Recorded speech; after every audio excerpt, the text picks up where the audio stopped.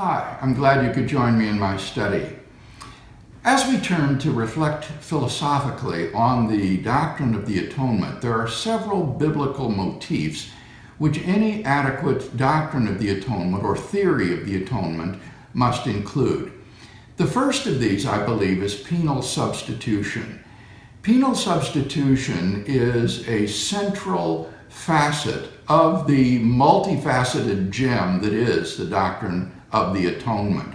It is the foundation and basis for so many other facets of the atonement.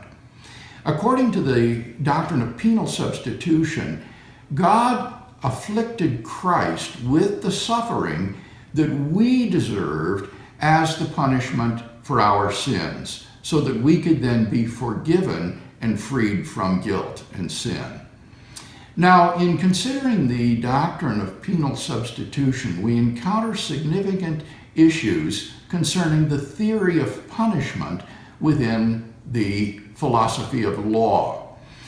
And in recent decades, legal theorists have distinguished two elements of the theory of punishment. One is the definition of punishment, and the other is the justification of punishment. The definition of punishment concerns what the necessary and sufficient conditions are for something to count as punishment. It will help us to understand whether or not something is punishment. On the other hand, the justification of punishment concerns when punishment is justified, when punishment should be imposed, or when punishment may be imposed. And these two questions are distinct and must be kept separate. Now, before we think about these, a word of caution is in order. Contemporary legal theorists think about the doctrine or the theory of punishment within the context of criminal law. Even within the context of civil law, they're still thinking about legal punishment. However, punishment as a concept is much broader than the system of justice.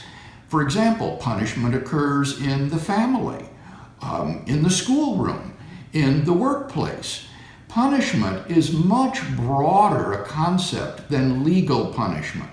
And it may well be the case that there are significant disanalogies between legal punishment and divine punishment.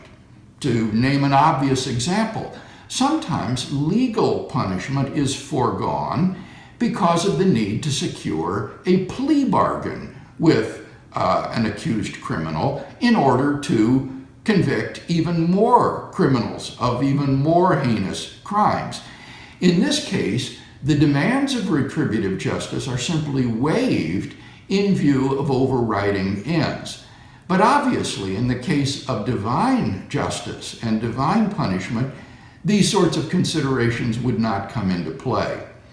Now, legal theorists and philosophers of law have poured an enormous amount of energy and talent into thinking about the theory of punishment, and we can certainly learn from them as we think about the doctrine of penal substitution.